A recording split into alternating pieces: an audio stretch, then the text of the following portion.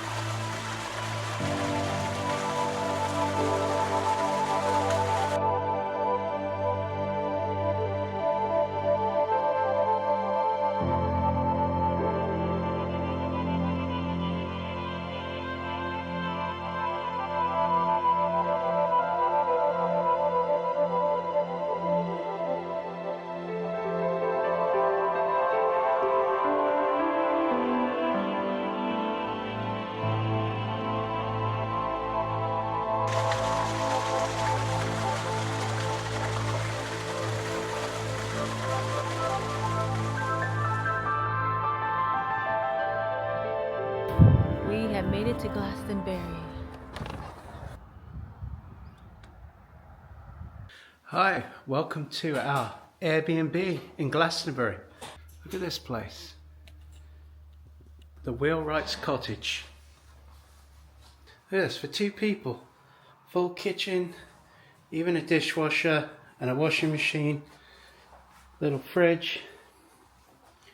You've got your living room here, all stone wall, underfloor heating, nice Chesterfield sofa. And then upstairs here,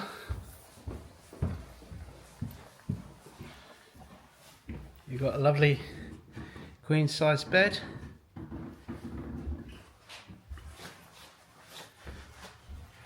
And you have a view up there of Glastonbury Tor. Hi guys, we're in Glastonbury in the UK, and look at these leaflets here. There's so much to do. Glastonbury is a big puzzle with many, many moving parts and pieces. I think we should start from the top, and that literally is from the top of Glastonbury Tor. All right, we're heading into town, walking to the tour. And we don't have to drive because we're kind of near the town.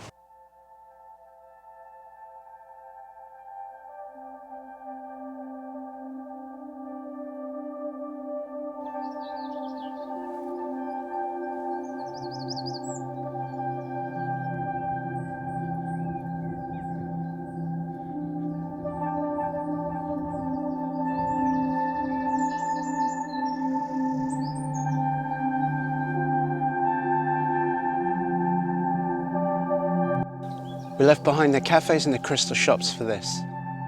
The tour stands 518 feet behind me and towers over everything.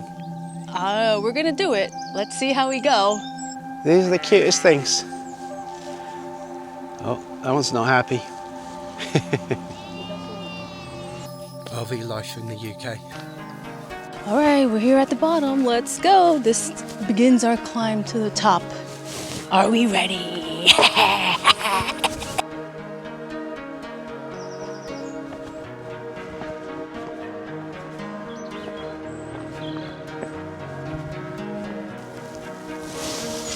Got the sheepdog down there doing his work, rounding up the sheep for the farmer. It's like a border collie.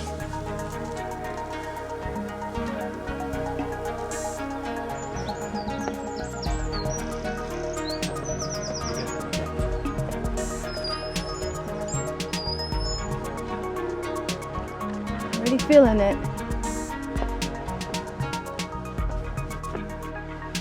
Let's go. Woo. All right, Steph, you sure this is a good idea? Yeah, this is the only way up.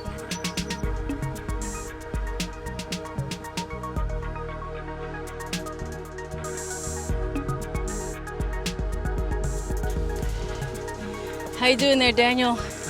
Hanging in there. It's a nice Quite the view, though. I can see. We're almost, but not almost there.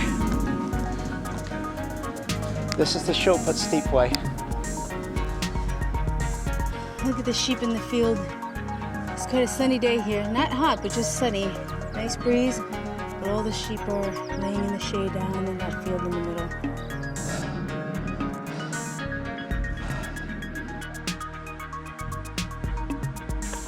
The tour has also been called Avalon, Isle of the Dead, and Navel of the Earth. Also, Isle of Glass, which is a Celtic word. And yes, I'm doing this as I'm walking up the stairs, and that's why I'm huffing and puffing. You try doing this. It's not easy.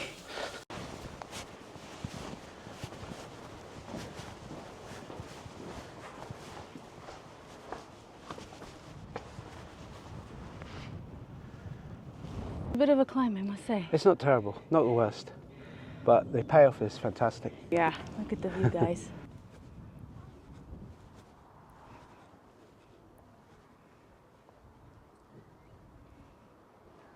Yeah, I don't know if you can see it, but out there they call that the Glastonbury Zodiac. And a lady in the 1930s discovered that there are tree rows and hedges, and she discovered all the different shapes of the zodiac, from Libra to Taurus. So it all depends on what you see and what you want to see. So Daniel always talks about this place and how he used to frequent it when he was younger. So tell us a little bit about that. Oh wow, there's a lot of memories, really. One New Year's Eve, we decided to take a drive up here and spend New Year's Eve up on the tour. It was a very foggy night, so foggy you couldn't really see stop signs in the roads, and it was very kind of claustrophobic fog all around here because it's very low lying. You know, we were very like, oh, it's going to just be foggy and we're not going to see anything, but we've come all this way, let's just see if anyone's even up there. And I'll tell you what, it was complete fog down at the bottom. As soon as we got to a certain elevation, it was completely clear and we could see people juggling fire up here. There were fires, there were bongo playing, singing, dancing, you name it, was all happening up here. And from the top of the tour out to the horizon, all around, was almost like a cloud you could walk on. And the moon was up above the tower here. And that's an image that's been burned in my mind forever. So you see these lines here, Steph? They go up there, and they're down there, and they're down there too. This is called the Glastonbury Maze, and basically no one really knows who built it, but it was built by human hands. And it actually interestingly copies the Native American Hopi tribes maze, as well as mazes in Celtic tradition, and also in India as well. So obviously it was an important shape, and they went to the trouble of doing this. Nobody really knows the reason why. That's been lost in time and legend, but it's still here. Yeah, you can see a little bit of the footpath there. I mean, it's kind of overgrown, I guess grass, but very faint. And yeah, it's not paved, but yeah, you can see it. And so I was reading that to navigate the maze, you go up and down 7 times. And 7, of course, is a lucky number. So do you think we should do that, or should we save it for another day? Yeah, I think my schedule is a little bit tight today, so perhaps we'll try it another time. All right, sounds good to me. You see that green hill down there? That's called Chalice Hill. And the reason why it's called Chalice Hill is because Joseph of Arimathea was supposedly buried the Holy Grail there. And if you go just above the brow of that hill, you've got the Chalice Well, and you can actually go and drink that water. You can try it, and some say it has magical healing properties. So I think I need to get me some of that. Let's go, Steph. Let's go. One other thing I wanted to mention was the fact that this whole area is very low-lying all around us, and the tour is, 518 feet above that, and it was covered in water. We're only about 10 miles, I think, from the coast. So at that time, this was all flooded, and this stood up like an island coming out of the water. And maybe that's another reason why they call it the Isle of Glass, I don't know. But it was definitely an important pagan place. You have the Druids doing ceremonies, probably burning fires up on the top, and a lot of activity around the summer and the winter solstices, as well as the equinoxes as well. So a lot of ancient history here, and definitely a draw for whatever reason, don't know. But it draws me back. So the Tor is not the structure on the top of the hill. The Tor is... The Tor is actually the hill, and that is a church, the remains of a church that was built there, I think, by the last abbot of the Glastonbury Abbey, who actually was hung up there during the dissolution of the monasteries. So the tower remains. They say there's a powerful ley line that runs the length from Land's End up to Norfolk. All right, time to see if there's anything to these energy lines. This is a really old technique called dowsing. There's supposed to be 2 ley lines that run through Glastonbury Tor. This could be something to do with the wind. Or maybe I've hit the energy line. It's funny how they both go the opposite way. See that? When I walk away, they face forward. Try that again.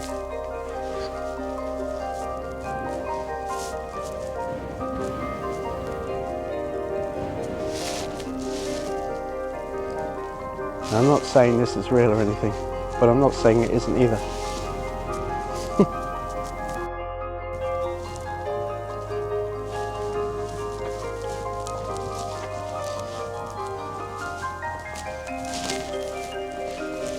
It's very windy, so it's probably the wind blowing it. But who am I to say?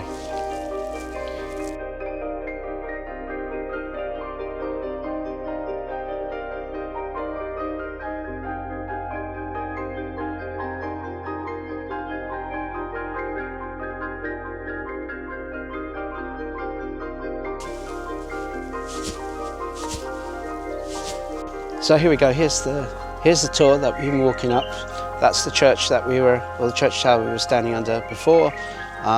They call it a navel because it is the shape of a navel. Also, this is the maze, the lines that go around.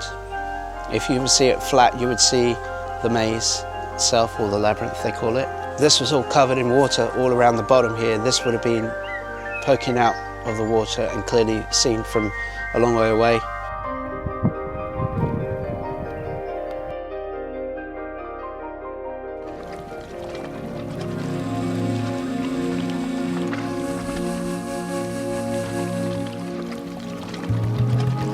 The more you start digging into the legends of Glastonbury, the weirder it actually gets. Welcome to Wirral Hill. Some people call it Wirial Hill. It's Old English. Legend has it that Joseph of Arimathea planted his staff in the ground and it turned into a holy tree. The holy thorn bloomed in the winter until about 2010 when somebody cut it down. But the town replanted it because here, belief doesn't vanish, it regenerates. Maybe legends aren't about proof. Maybe they're about the roots we choose to protect. Joseph may have planted a thorn, but some say he brought something even more special to Glastonbury, a cup that changed everything. The cup of Christ. A cup that didn't hold wine, but held blood. Now, of course, I'm not saying the legends are true or anything like that, but that's up to you to decide. Anyway, let's go over to Chalice Hill now and have a look.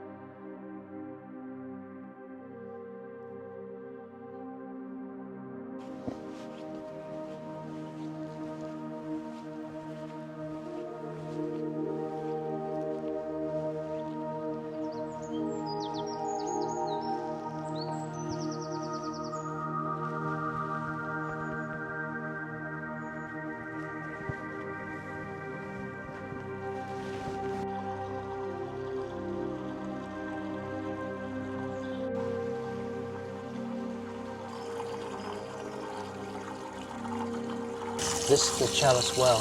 It's a sacred spring that has never stopped flowing. Let's try it.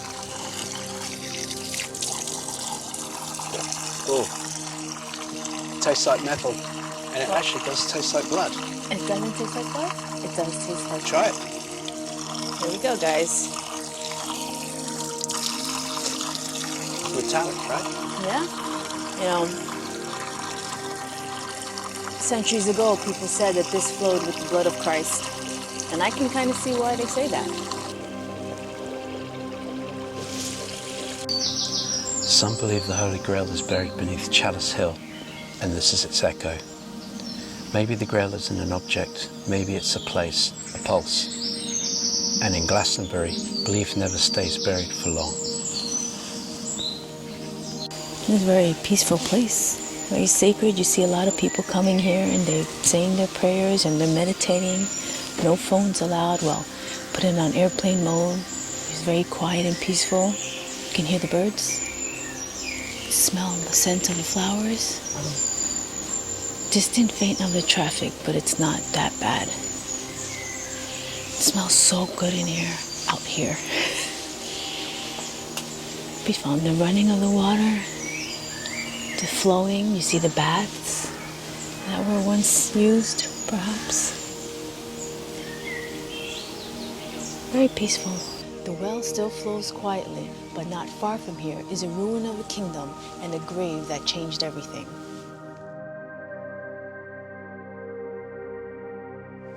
So before Arthur, Joseph of Arimathea visited Glastonbury, and they say that in AD 63 he built the first Christian church here in England, and it was under our feet, right here, under the Lady Chapel. It was a church that was made of reeds and clay. Disaster struck in 1184 when a great fire destroyed almost all of the abbey, including the old church. In 1191, the monks miraculously found the remains of King Arthur and Guinevere, just in time to save the abbey.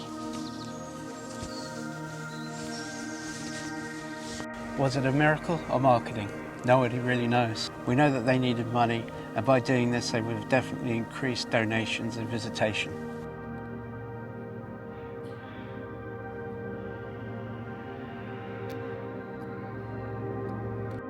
This is all the original tile work that was found here underneath the abbey. Pretty ornate.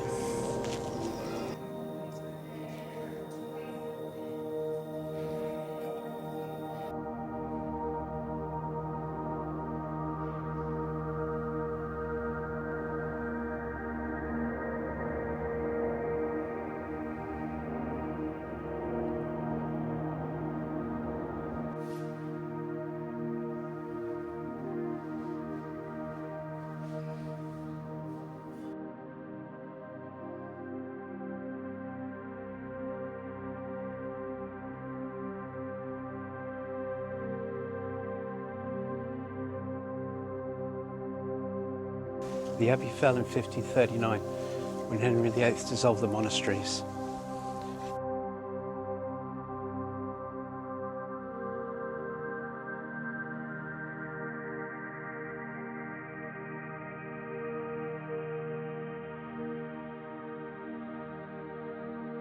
Some ruins never stop speaking, however. These two trees behind me are called Gog and Magog. They are the last remaining trees from a Druid avenue of trees that would lead people up to the Tor. The trees are about 2,000 years old. Many of them were cut down for the farm. Behind me here, they were counted as 2,000 rings on the trunks. So that is a very long time to be alive.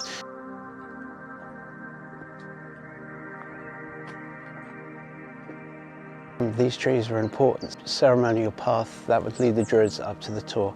They're a very important part of Pagan and also Druidic history. If you could talk, what would you tell me? I love the way the cottage just kind of sticks out here. Oh, that must be so old. These ones too, Those the buildings across the tied street. together with those crosses. Yeah, Big that crosses way they're there. tied together like Yeah, up so there. the walls don't fall. Oh my gosh.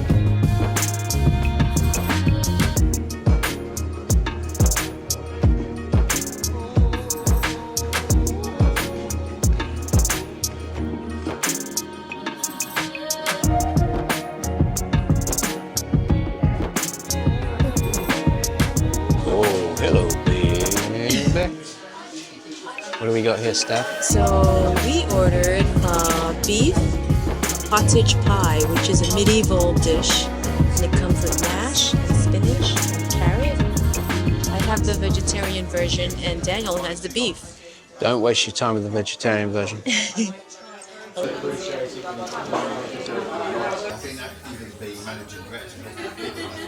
As we walk into town, we stumbled upon this place I never knew existed. It's from the 12th century. It's a church, a chapel of St. Mary's.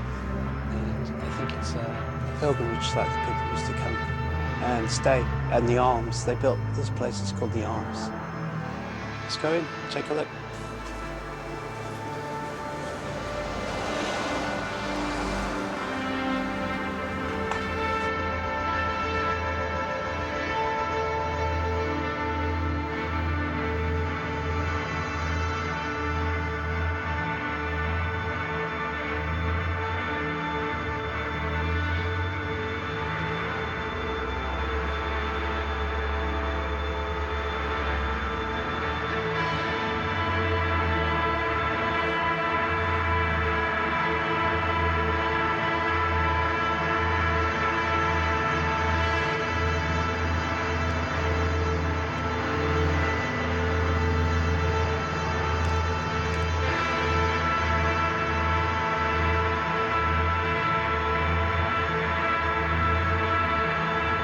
So Glastonbury was a place of pilgrimage. This contemporary painting depicts scenes of people coming, pilgrims coming from Middle East, from Africa, places like that, to visit Glastonbury.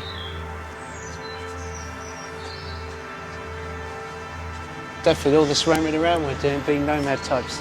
That's probably what's going to happen to us. Yeah, that's me pushing you along, walking slow, and I'm supporting you. Yeah, I'm just supporting you. Steph, I don't even remember this place. This the Covenstead B&B. We stayed here probably just after COVID. It? Yeah. Right? I do remember this place. And all the bedrooms are themed, and quite an interesting bed and breakfast. Yeah, Daniel had the heebie-jeebies staying there at night. So there was a room that had armor in it, and it had some sort of old doorway. And I literally couldn't sleep at night. I felt like there was someone watching us in the chair the whole night. It was a really weird kind of feeling and a very uneasy. But it was nice in the morning. We all had a communal beautiful English breakfast and a beautiful dining room and a lot of things to look at in there. Nice guy. This is it. Yeah, really nice guy.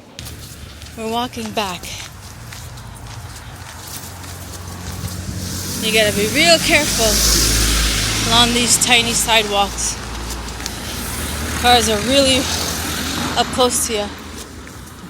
And they zoom past these crazy curvy roads. But no one's discovered it. Could this be a Banksy? Could this be an undiscovered Banksy? We don't know. So we're leaving Glastonbury now, but before we head out to our next destination, we have a few things that we would like to do before we actually leave. So come along.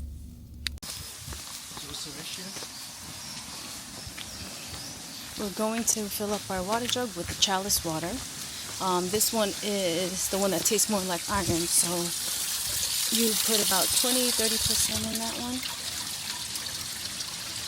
This is our water for our next Airbnb stay.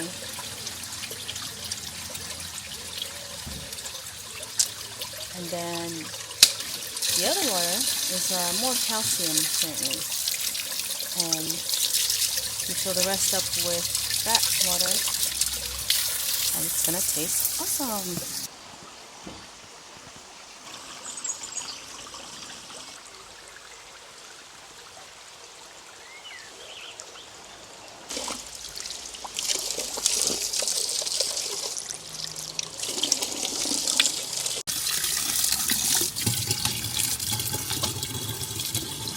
Drinking water. This is the calcium water. It comes from deep inside the cave.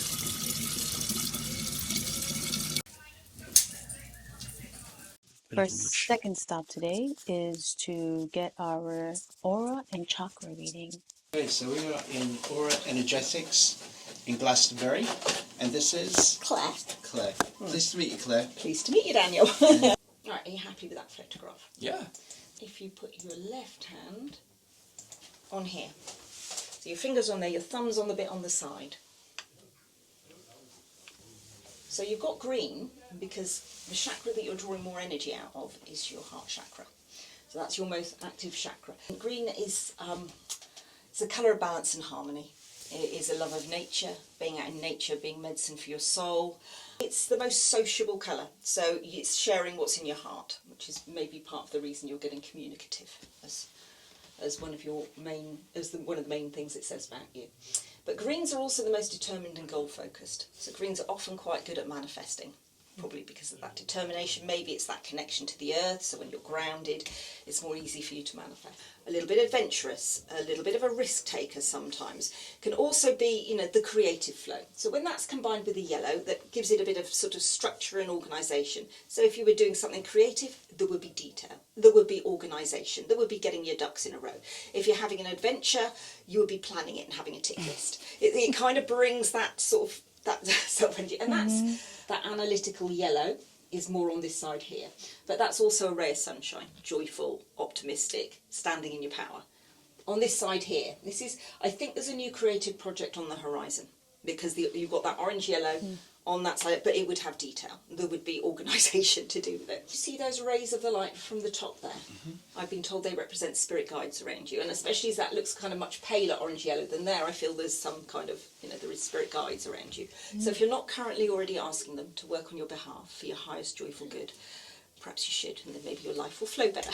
Okay. You know me better than anyone would. I think it's pretty spot on the auras and the chakras, like the creative, the thinking aspect of things, emotional, how he is very sensitive, he can be, and like the new projects that may be coming in, a lot of structure and organization. Yeah, that was shocking. I think that was pretty, yeah. It was cool. Yeah. If you put your left hand on here, Oh, and then hold it with the thumb. so it's flat down. Oh, it's just white. That's good, I think. Is it? White light is all of the colours in balance. If you take a colour wheel like this and you spin it really, really fast, you get a whole lot of white light. So basically it means you've got access to any of those colour frequencies. So it is a huge amount of potential. Very good for any kind of healing. You know, if you're learning something new, you might get the spring green. If you're doing something creative, it might be more of the orange yellow. If you're doing some healing, it could be the blue energy. You've got access to all those frequencies. So basically, usually it's people that meditate or are strongly connected to spirit or do things for other people, animals or the planet that have a whole lot of white light in their aura. And you've got a lot of white light in your aura. I don't meditate. So, well, yeah, connected to spirit, it's very high frequency energy. So it means that you're holding a lot of light, whether you're aware of it or not. People might see you as a bit of a light worker, quite a strong intuitive perception. So especially you've also got spirit guides around you. Can you see those rays of light from the top? Yeah. You've also got spirit guides around you. These are very, very open. And then you've got white light around your heart, which is a build-up of spiritual wisdom, spiritual energy for use however you choose to focus it. We travel a lot. Yeah, and green is the colour of balance and harmony. So you've got a very balanced colour, and you are actually quite grounded with that green, I think. Right. And though sometimes it can be, sometimes you get very harmonious colours as couples, like different shades of lavender and violet sort of together, or very opposite. So there'll be sort of sometimes reds and oranges with whites, but the green is the colour of balance, and that's kind of, so you are more balanced than most people having that green in your aura. So I think that's kind of balancing out quite well, I think. Glad I did.